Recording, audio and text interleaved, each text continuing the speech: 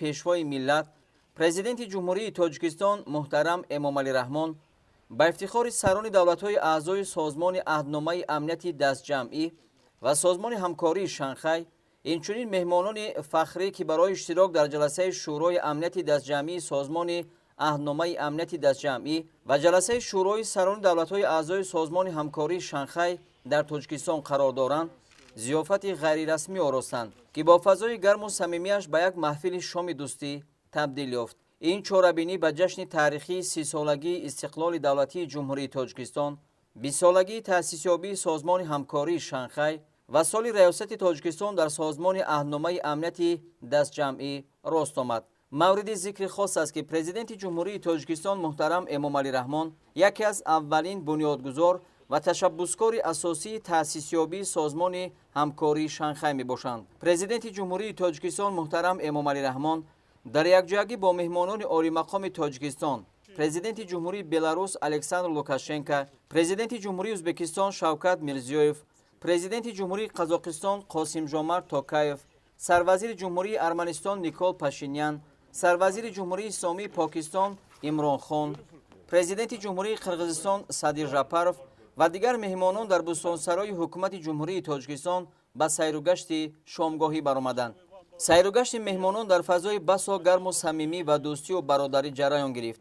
онҳо аз табиати сабзу ҳавои тозаи Тоҷикистони офтобӣ ҳаловат бурда, аз намоишгоҳи неъматҳои табиии диёри биштосои мо боздид карданд. дар намоишгоҳ даҳҳо намуди меваҳои тару тозаи Тоҷикистон, навъҳои гуногуни полезиҳо, меваҳои аз лиҳози таъму сифат беҳамто ба мисли ангуру меваҳои донадор, хушкмеваҳои босифат аз қабили мағзу бодом, мавизу писта ва меваҳои ситрусӣ ба маъраз гузошта шуда буд ва меҳмонони олиқадр ба ҳар як маҳсулоти ба намоиш гузошта шуда ва намудҳои гуногуни таомҳои миллии мо таваҷҷӯҳи зиёд зоҳир намуда, таъмашонро озмуданд ва ба сифати маззаи ҳар як маҳсулот баҳои баланд доданд. таври аснои шиносоӣ таъкид карда шуд маҳсулоти боғу токпарварони Тоҷикистон ва хушкмеваҳо ки шоми имрӯз намудҳои гуногуни онҳо ба намоиш гузошта шуд, аксаран маҳсулоти содиротӣ ба ҳисоб рафта. кишвари мо омода аст бо давлатҳои ҳавасманди аъзои созмони аҳдномаи амнияти дастҷамъӣ, созмони ҳамкории шанхай ва дигар кишварҳо ҷиҳати таъмини маҳсулоти хушсифати кишоварзӣ ҳамкорӣ намояд. воқеан ҳам Тоҷикистон кишвари офтобрӯяву дорои неъматҳои бебаҳои табиӣ буда, маҳсулоти аз лиҳози экологӣ тозаю хушсифат дорад ва дар ҷаҳон бо меваю сабзавоти аълосифат, хушкмеваҳо ва таомҳои лазизи миллӣ шӯҳрати беандоза касб намудааст. меҳмоннавозии анъанавии тоҷикон аз қадим хусусиятҳои хоси дӯстонаю самимияти баланд дошта, Тоҷикистон дар олам ҳамчунин бо таомҳои хушлаззати миллӣ маъруф аст. тавассути баргузории чорабиниҳои гуногун барои шинос кардан бо меҳмоннавозии тоҷикона, таъриху фарҳанг, маданияти бои миллати тамаддунофар, муаррифии имкониятҳои фарохи сайёҳӣ, ҳунарҳои қадимаи мардумӣ ва ҷалби шумораи зиёди сайёҳони хориҷӣ тадбирҳои судманд андешида мешавад.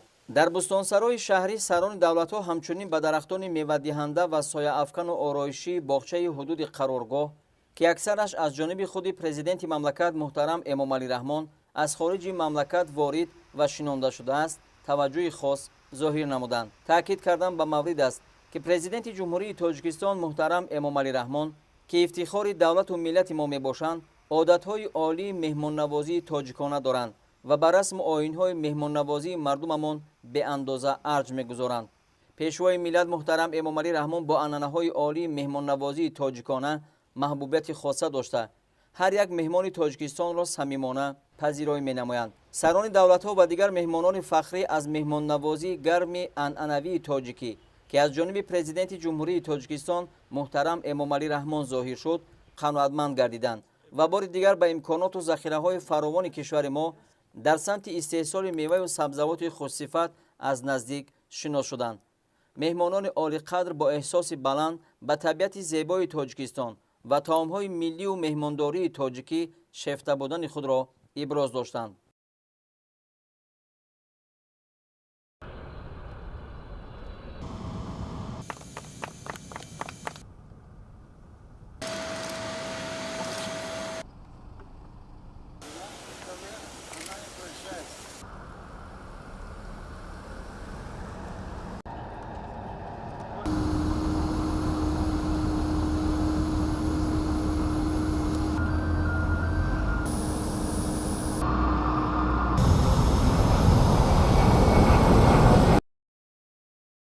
شام روز 16 سپتامبر در بستانسرای حکومت جمهوری تاجیکستان اساسگزار صلح و وحدت ملی پیشوای ملت پرزیدنت جمهوری تاجیکستان محترم امامعلی رحمان با افتخار سران دولت‌های اعضای سازمان عهدنامه امنیت دستجمعی و سازمان همکاری شانگهای اینچنین مهمانان فخری که برای اشتراک در جلسه شورای امنیت دستجمعی سازمان عهدنامه امنیت دستجمعی و جلسه شورای سران دولت‌های اعضای سازمان همکاری شانگهای در تاجیکستان قرار دارند، ضیافت غیر رسمی آراستند که با فضای گرم و صمیمی‌اش به یک محفل شام دوستی تبدیل یافت. این چهاربینی به جشن تاریخی 30 سالگی استقلال دولتی جمهوری تاجیکستان، 20 سالگی تأسیسیابی سازمان همکاری شانگهای و سال ریاست تاجیکستان در سازمان عهدنامه امنیت دستجمعی راست آمد. مورد ذکر خاص است که پرزیدنت جمهوری تاجیکستان محترم امامعلی رحمان یکی از اولین بنیادگذار و تشبسکار اساسی تأسیسیابی سازمان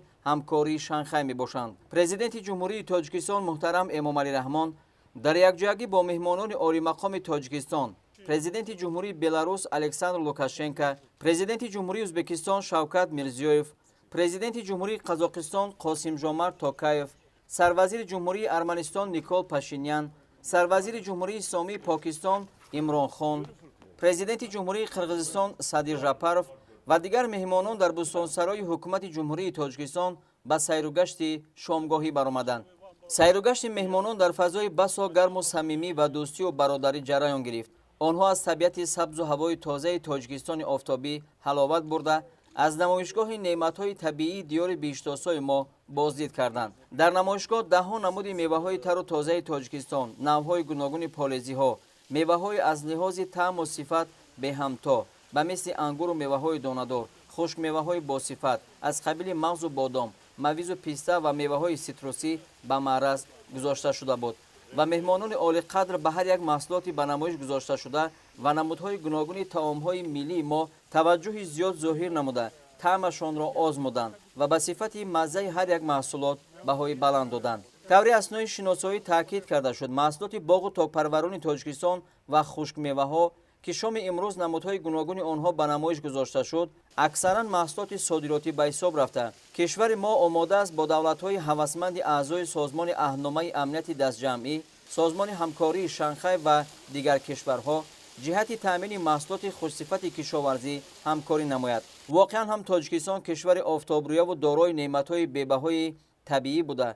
محصولات از لحاظ اکولوژی تازه و خوشصفت دارد و در جهان با میوه و سبزوات اعلی صفت، خشک میوه‌ها و طعام‌های لذیذ ملی شهرتی به اندازه کسب نموده است. مهمان نوازی عنعنوی تاجیکان از قدیم خصوصیت‌های خاص دوستانه و صمیمیت بلند داشته.